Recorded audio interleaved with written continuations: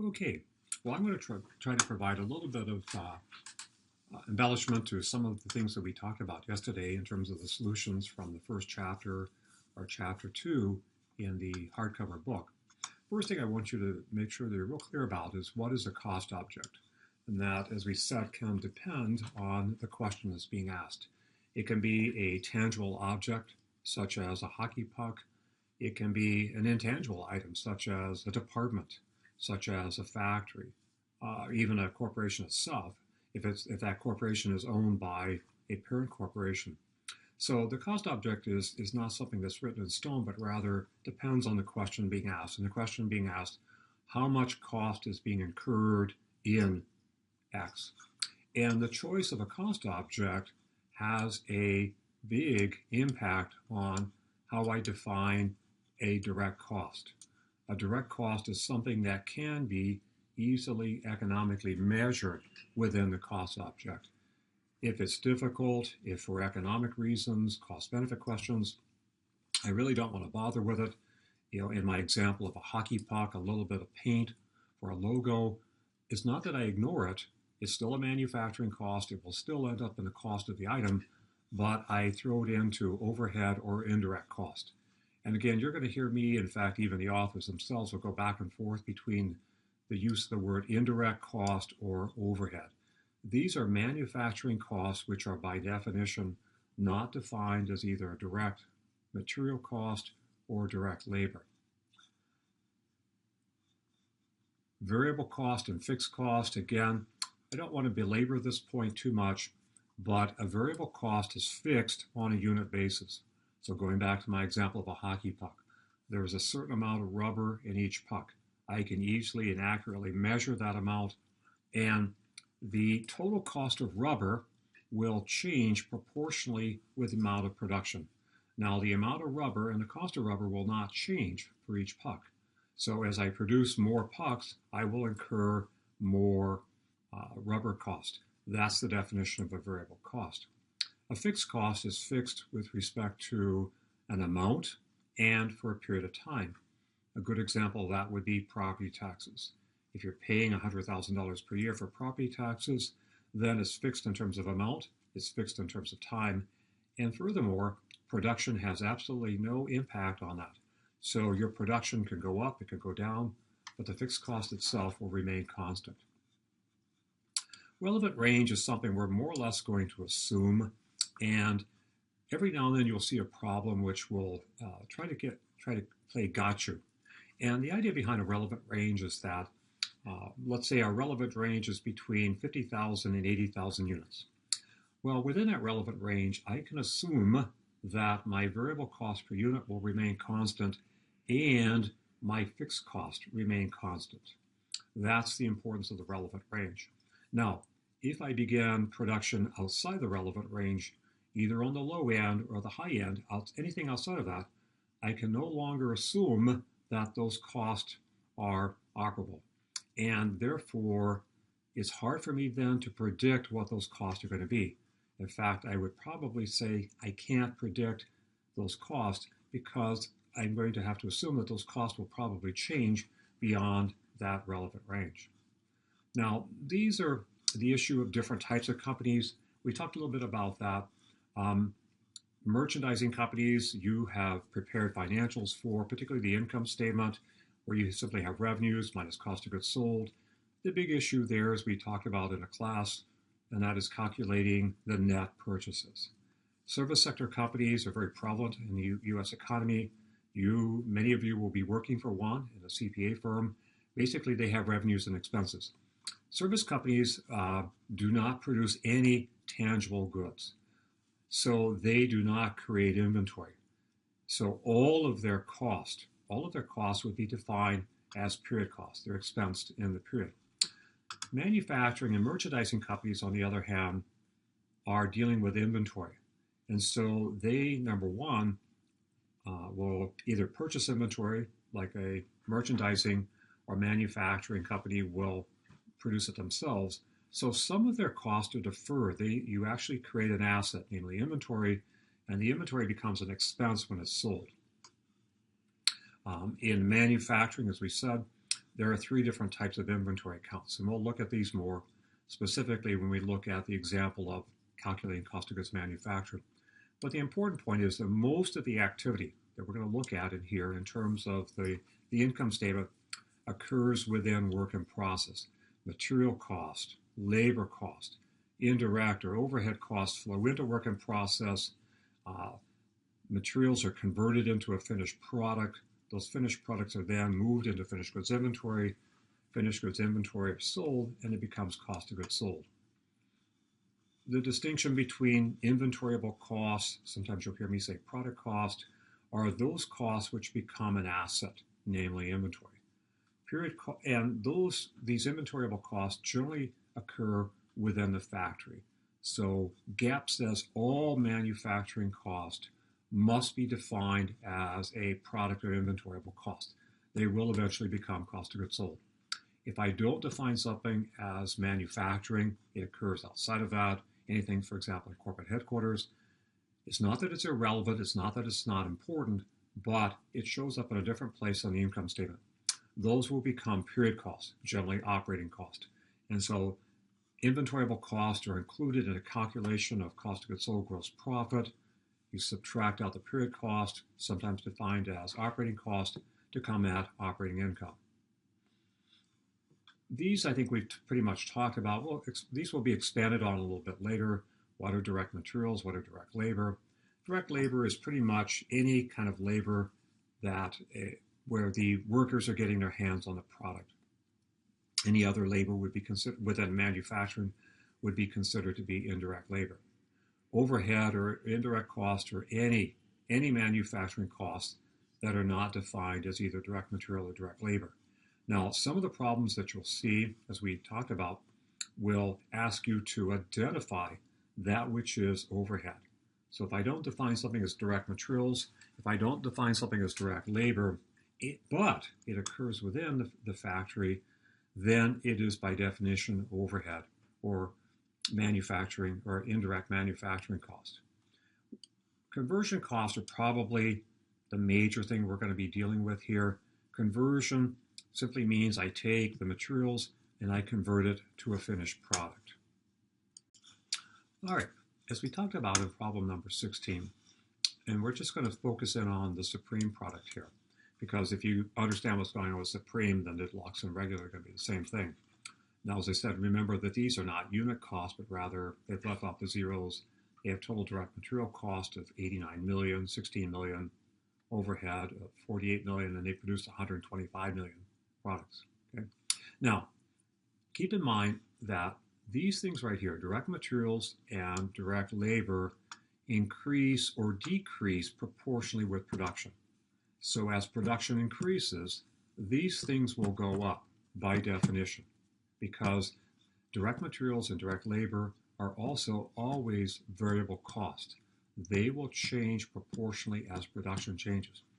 The problem is this little sucker right here, manufacturing overhead, or my indirect.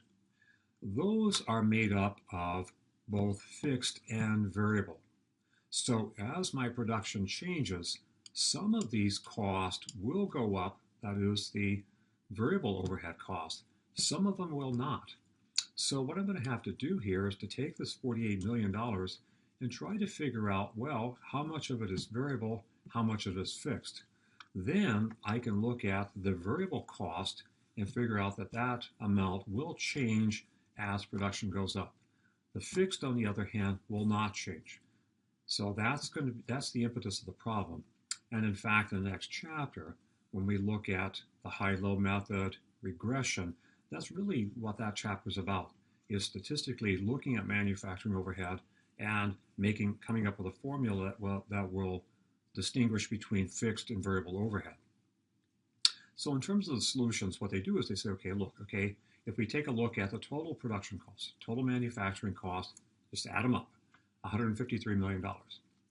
Okay, now what they tell you here is that, okay, if I'm going to distinguish variable from fixed in manufacturing overhead, I need to know one or the other. Okay, total costs are equal to fixed plus variable. So if I know variable, I can figure out fixed. Vice versa, if I know fixed, I can figure out variable. Well, what they tell you here in this, if I go back up here, is that there are $15 million of fixed overhead in that 48 million. But what they also tell me is that it is being applied on the basis of direct labor. And so if I have $15 million that's being applied on the basis of $50 million, then I look at this ratio, this 15 divided by 50, as I showed you the other day, that the prorated amount is 30 cents of overhead, of fixed overhead is applied per $1 of direct labor. That's my application rate. So what I've done here is take the $16 million of manufacturing labor, take that times the 30 cents, okay, then it means that the fixed labor is 4.8. Fixed labor is always going to be problematic. You're going to have to come up with some sort of goofy way to allocate it, okay, to come up with some cost. So this is just a way to pull out the fixed cost. The 148 million is my variable cost. How do I get it again? Just to review, they give me the formula here that there's $15 million of fixed overhead and it's being applied on the basis of direct labor. So again, for every dollar direct labor, I'm going to apply a certain amount of fixed overhead. Not total overhead, not variable, but fixed overhead. And that ratio is 30 cents of fixed overhead per $1 of direct labor. 148 then becomes my total variable cost. Now I can make some assumptions. I can take a look now and say, look, okay, if I take my total cost, the 153 million that I have up here, and then divide it by 125, that will give me the $1.22. That's my total cost per unit, which can be a relevant question because I would like to have a set of sales price that will recover all my cost. Okay? However, the question that they're asking you here is that later on, if I increase production, by how much will my cost increase? Well, variable costs are the relevant number here because variable costs are the only ones that will increase as production increases. So what I've done here is to distinguish between my total cost per unit, which includes both fixed and variable, and my variable cost per unit. So when I come down here to the question that they're asking me here, okay, so if I take those two numbers and then multiply them times the 150 million units that they expect to produce, then this number right here, the 183, that's wrong, okay, because it includes fixed costs. But remember, fixed costs do not change. So whether I produce 125, whether I produce 150, the company is still going to incur 4.8 million. It doesn't change. Don't include fixed cost on a unit basis because those costs are not going to change. The correct answer here is, oh, okay, if we produce 150 million units, then by how much will it change? Okay, what's going to be our cost? Well, our cost would be 177.84 plus the 4.8. This is the total variable cost at 150 million units. Then I can bring the 4.8 down here, add it to it. That would then give me my total cost of producing the supreme unit, not the 183. So you have to be careful that when you talk about cost per unit, you have to look at, okay, what is the question that you're asking? What is the question I'm answering? And when you ask the question, by how much will cost increase? Be careful that you do not include fixed cost. Okay, now problem number 22 is along the same lines. That is, if I change production from 100 cars to 200 cars, whatever the case may be, how much are my costs going to change? Now, the thing that's a little different with this problem are as we talked about yesterday, these things called step cost. Now, these right here, the 1.2 and the 1.8 million, those are my fixed cost. those are not going to change on in terms of total, whether I produce 0 cars, whether I produce 200, 250 cars, those costs remain constant, assuming that these all stay within that relevant range. And since they don't really specify that, we assume that that's true.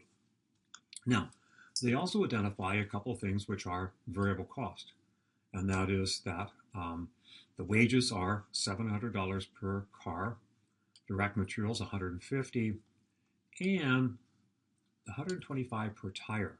But each car requires 5 tires, so there would be the $525 per car for tires. Okay, and then the first question they ask you here, well, okay, if that's true, then what's my total cost going to be? Now, keep in mind here that the step cost, as I illustrated the other day, they're locked in. They're a type of fixed cost.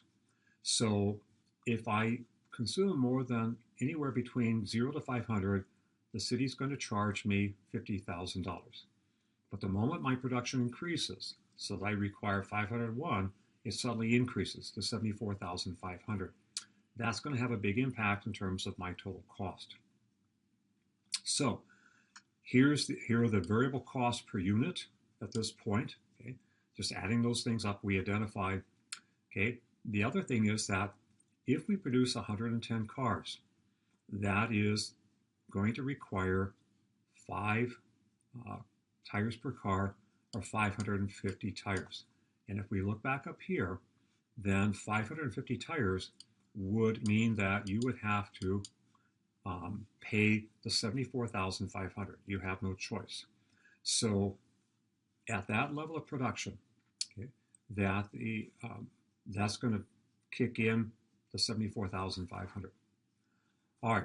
Now the fixed costs are expressed on an annual basis, so there's nothing inherently wrong for prediction purposes to kind of divide them by 12 and come up with a monthly amount.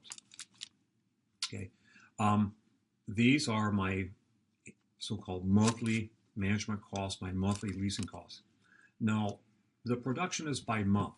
So some of the challenges that you sometimes have to deal with cost accounting is coming up with a common, if you will, sort of time period. So since the fixed costs are expressed on an annual basis, but production is on a monthly basis, I'm going to have to kind of chunk up my fixed cost. And it's okay to do that on kind of smooth it out, just sort of average it out. And since we're producing the 110 cars, the city's going to impose the cost of $74,500 in the month of January, the first month that we're looking at here. So the total fixed cost for that particular month with a production of 110 would be the $324,500. You're kind of stuck with that. You have no choice.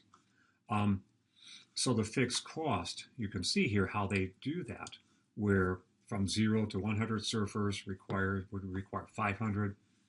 So on a monthly basis, this amount here is going to remain constant, namely 350,000. These are the numbers that are going to vary depending on the amount that they produce. So the 100 cars, it would only be 300,000. Now notice they're producing 10 cars over that, so they have to pay that $24,000 premium, $24,500 premium. And again, that's going to affect the unit cost. But you don't want to necessarily turn down sales because of cost.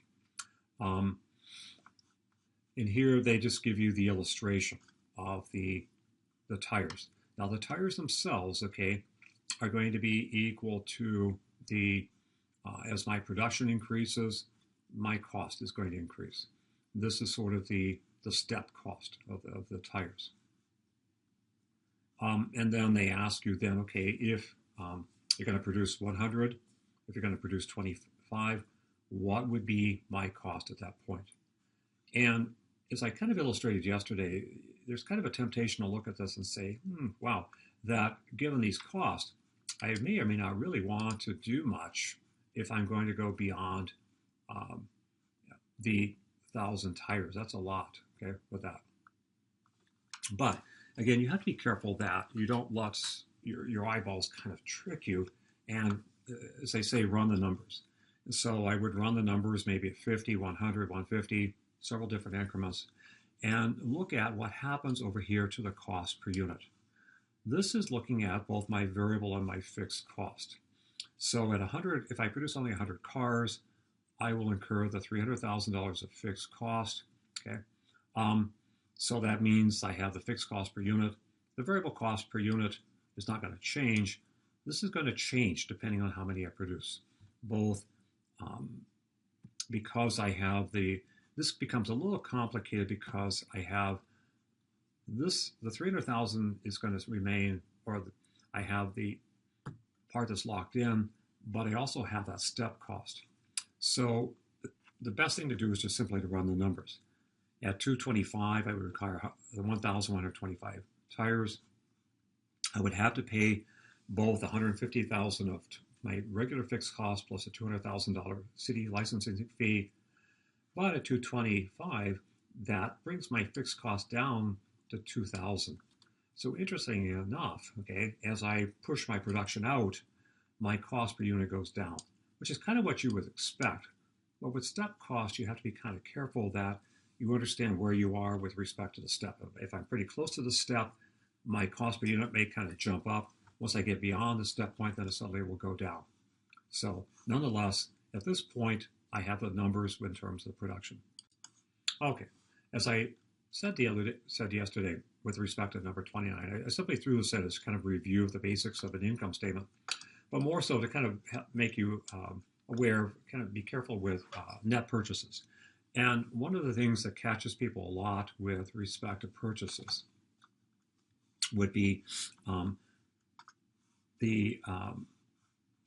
purchases are up here. Okay, this is cost of goods sold. Okay, that transportation in is always considered to be an additional cost. To inventory, it's part of the cost of acquiring the asset, getting it ready for its use. So in fact, transportation in is capitalized, whereas transportation out is considered to be marketing, and it's a period cost. So again, the purchase, again, the V plus A equals E plus D formula. Purchases, my net purchases constitute, in a sense, my A number to my inventory. So I have to go through this. Some problems that you may have, particularly dealing with raw materials and manufacturing, may ask you to go through this with respect to one of the raw materials. So you need to be kind of clear about doing this. But the most important thing is just do it step by step by step. Don't try to do too many things simultaneously. So the 152,000 are my net purchases, okay, if you want to call it that. Bring that down here. So they call it cost of goods purchased. That's fine. Sometimes you'll hear the term net purchases.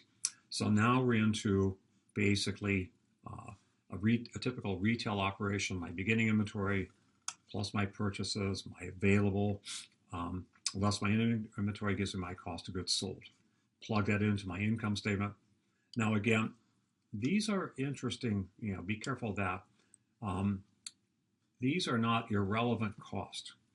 They're relevant in terms of determining my operating income, but they're not relevant in terms of calculating my gross margin. So certain things will go into this number here, cost of goods sold. If it's a retailer, it's going to be your net purchases, plus or minus your beginning and ending inventory. Okay, these things down here are important in terms of my operating my business, but they do not show up in cost of goods sold. So don't think that, because I don't include them as part of inventory, either in retail or manufacturing, that they're irrelevant. They are very relevant, but the distinction is, where do they show up on the income statement? All right, finally, we come to the last one, calculating cost of goods manufactured. All right, this is a relatively straightforward problem, and I like it because, one, you don't have to do a lot of zeros, and if you can kind of understand the mechanics of what they're doing here, you can do a cost of goods manufactured statement. But understand that there's a several step process that you have to go through. Now, as I talked about, one of the things that you first have to do is to calculate cost of goods manufactured. That's kind of where all the action is.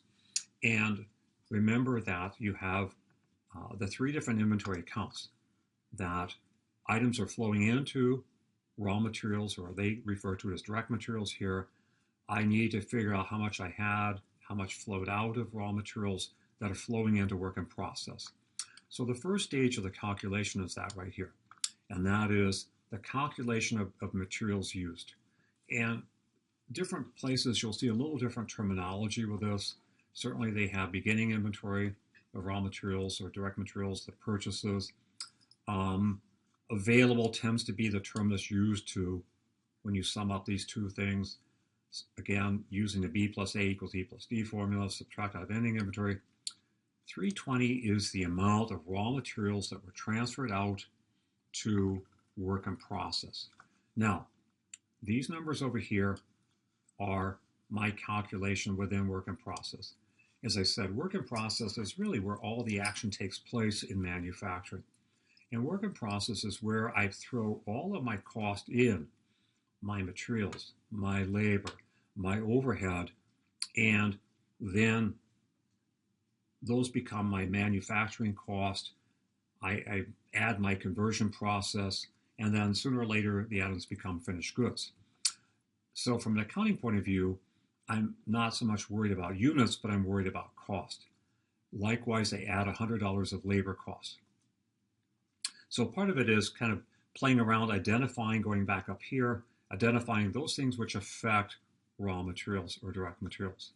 Okay, identifying direct manufacturing labor. Well, okay, if it says direct, then it's a direct cost. Now, this is a problem, as I said, where you're going to be asked to identify those things which are manufacturing overhead and those things which would be operating cost. And so all of these things here have one thing in common, and that is it should be pretty clear that these things are costs that are incurred within a factory, within a manufacturing plant. Here you'll say indirect manufacturing. Okay, well, fine. Plant. That means the factory. The factory is using supplies, they're using utilities, depreciation, plant. Depreciation, you have to be careful. Some of that could be being incurred within the factory. Some of it could be an operating cost if it's depreciation on the equipment that occurs, for example, in corporate headquarters. Add all these indirect costs up. Here are my total manufacturing overhead, or my total indirect manufacturing cost. Sometimes they'll have you identify those things. Sometimes they'll just simply give you a rate and say, well, okay, take the $100 of direct labor times $2.2. That's your total overhead. In this case, you have to identify it. So I have the three constituents of work in process: direct materials, direct labor, and the manufacturing overhead. Those are the three things that I add. These things right here. Direct materials. See if I can write this. Okay, hey, that's not bad, right? My direct labor and my manufacturing overhead. Those are the things that equal my A number. Then I take A, my 640, add to that my beginning inventory. So my total manufacturing cost here are 650. Now sometimes you'll hear the terminology will be a little bit goofy here. These are the total manufacturing costs incurred within the period. Total manufacturing costs are accounted for. Don't get too crazy about the terminology. My accounting lab will be pretty good about that, okay? But what you incur, again, what's important here is they identify as incurred during the time period. These are my total manufacturing costs. Subtract out my ending. 645 is what I take out of manufacturing overhead. Or excuse me, what I take out of work in process. Now, cost of goods manufactured. Again, this is one of those terms that's non-negotiable. That represents the D number from work in process. And up here, it represents the A number that goes into my finished goods. So I have to go through all of these calculations here.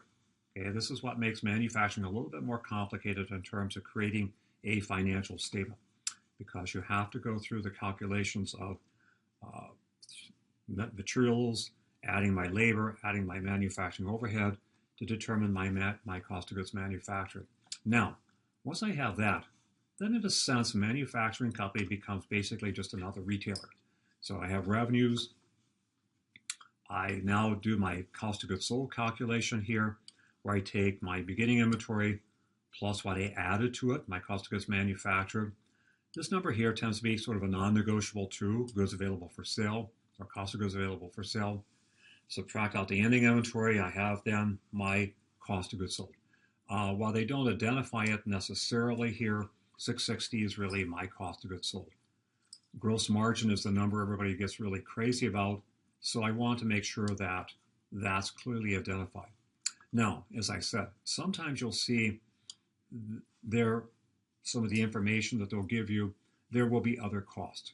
And it's not that these things are irrelevant. They are very relevant in terms of coming up with operating income. But this number up here, 645, includes all of those things that I identified as manufacturing. This number 240 identifies everything that I identify as a period cost. These are all my inventoryable product cost. These are all of my period costs. And they're all relevant. The question of product or inventoryable cost versus period cost is where they show up in the income statement. And so I come up with my operating income of $50.